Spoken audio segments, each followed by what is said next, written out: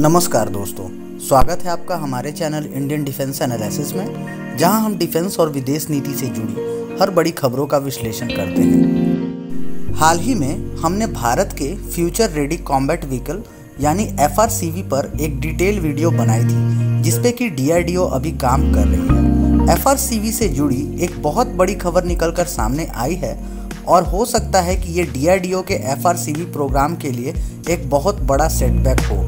1 जून को ministry of defence ने FRCV के लिए एक RFI को इशू किया, जिसमें 1770 न्यू जनरेशन के बैटल टैंक या FRCV के प्रोक्योरमेंट को 2030 तक फेज्ड मैनर में प्रोक्योर करने की बात कही गई है। टैंक के प्रोक्योरमेंट के साथ साथ इससे जुड़ी transfer of technology, logistic, engineering support package, maintenance और ट्रेनिंग रिक्वायरमेंट को भी इसमें इंक्लूड किया गया है। नवंबर 2017 में भी FRCV को लेकर एक ऐसी ही RFI को इशू किया गया था, लेकिन ये RFI पुराने वाले RFI को सुपरसेड करेगी, यानी पुराने वाले RFI को अब कैंसिल कर दिया गया है। अगर हम आज के सिचुएशन को देखें तो भारत को अब 2 फ्रंट वार के लिए रेडी रहना होगा। ऐसे में जरूरी है कि इंडियन आर्मी मॉडर्न और टेक्नोलॉजिकली एडवांस वेपन की ओर फोकस करे। UAVs और लॉटरिंग म्यूनेशन, जिन्हें हम सुसाइड ड्रोन्स भी कहते हैं, आज के टैंक के लिए नया खतरा है। इसीलिए ये जरूरी हो गया है कि आर्मी अब नेक्स्ट जनरेशन टैंक को प्रोक्योर करे, जो कि अभी और निकट भविष्य में आने वाले खतरों से भी निपटने में सक्षम हो। FRCV से इंडियन आर्मी की एक्सपेक्टेशंस ये हैं कि ये फ्यूचर टैंक्स किसी भी टेरेन में ऑपरेट कर सकें, चाहे वो हाई एल्टीट्यूड वाला एरिया जैसे कि लद्दाख हो या फिर राजस्थान जैसे मरुस्थल में।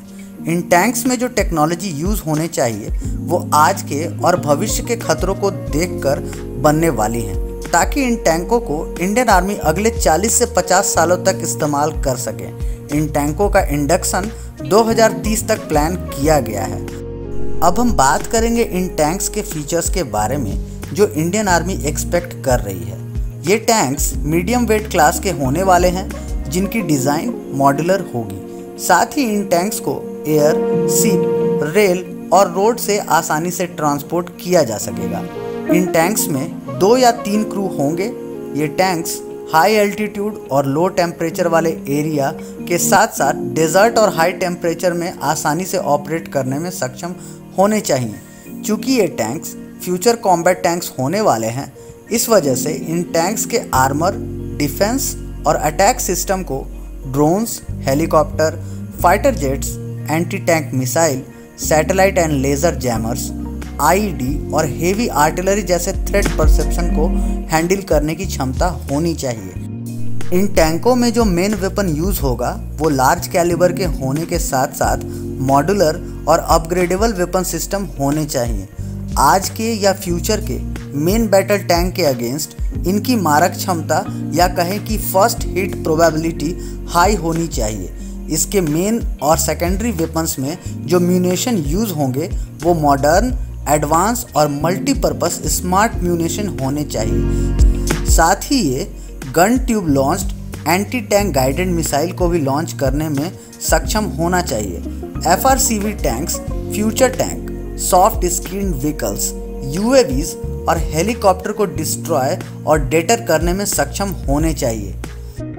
इसमें फ्यूचर टेक्नोलॉजीज जैसे कि digital fire control, artificial intelligence की मदद से टारगेट को पहचानना और अटैक करना, मल्टीपल ऑटो टारगेट ट्रैकर के साथ हंटर किलर कैपेबिलिटी और आई सेफ लेज़र रेंज फाइंडर का इस्तेमाल किया जाएगा। इसमें ऑटो लोडिंग कैपेबिलिटीज़ होनी चाहिए। अगर हम इसके सेकेंडरी आर्मामेंट की बात करें तो इसमें एयरक्राफ्ट, UAVs के लिए डिफरेंट कैलिबर्स के गन होने चाहिए, जिनको रिमोटली भी ऑपरेट किया जा सके। साथ ही साथ सेल्फ प्रोटेक्शन के लिए इसमें स्मोक डिस्चार्ज और एंटी थर्मल लेज़र कैपेबिलिटी भी होनी चाहिए।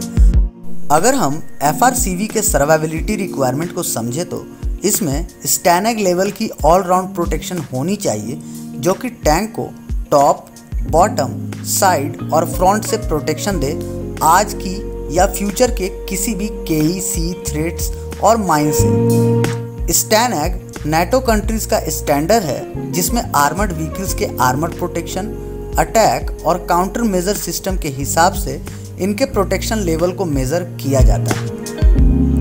अगर हम इन टैंक्स के आर्मर की बात करें तो इसके आर्मर में एक ऐसे मटेरियल का इस्तेमाल होना चाहिए जो वजन में हल्के हों और जिनका प्रोटेक्शन लेवल भी हाई होना चाहिए, जैसे कि सिरामिक्स, लैमिनेट्स और ईएम आर्मर। कम वजन होने के कारण इन टैंक्स को ऑपरेशनल एडवांटेज मिलने वाला है। अब अगर हम इसके पावर टू वेट रेशियो की बात करें तो ये 30:1 हॉर्स पावर पर टन या इससे बेटर होना चाहिए। इन टैंक्स को डे और नाइट में ऑपरेट करने में सक्षम होना चाहिए। इनके पास 360 डिग्री की विजिबिलिटी और सी थ्रू आर्मर कैपेबिलिटीज़ होनी चाहिए। कुल मिलाकर अगर देखा जाए तो ये स्पेसिफिकेशन फ्यूचर टैंक के लिए काफ़ी डिसेंट है। इसका सबसे बड़ा बेनिफिट ये होने वाला है कि इसे सभी तरह के टेरेंस, हाई एल्टीट्यूड से लेकर डेजर्ट और प्लेन्स में भी डिप्लॉय किया जा सकता है। इससे आपको डिफरेंट टेरेन के लिए डिफरेंट टैंक्स की ज़रूरत नहीं पड़ेगी, जैसा कि अभी इंडियन आर्मी को पड़ रही है लद्दाख में। अब जब हम लाइट टैंक्स की बात कर रहे हैं तो आपको बता दूं कि इंडियन आर्मी ने इसी साल अप्रैल में एक RFI को इशू किया गया था जो कि 350 लाइट टैंक के प्रोक्योरमेंट को लेकर थी और इन्हें भी फेज्ड मैनर में मेक इन इंडिया इनिशिएटिव के अंदर प्रोक्योर किया जाएगा। FRCV को आर्मी के पुराने होते जा रहे 2400 T-72 टैंक्स के रिप्लेसमेंट के तौर पर देखा जा रहा है। जैसा कि हमने वीडियो में पहले बताया था कि DRDO भी FRCV पर काम कर रही है।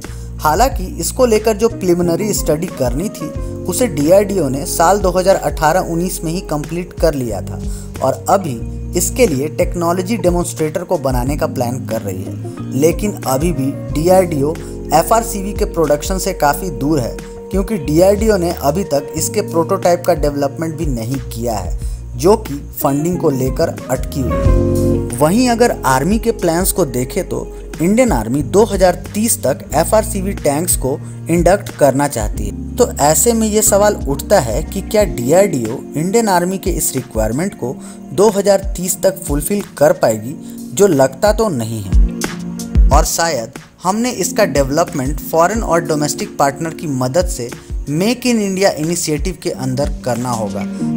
RFI में ट्रांसफ़र ऑफ टेक्नोलॉजी को लेकर भी क्लॉज है, पर कितना परसेंटेज ट्रांसफ़र ऑफ टेक्नोलॉजी होगा ये बात एक्सप्रेशन ऑफ इंटरेस्ट के इशू होने के बाद ही पता चलेगा।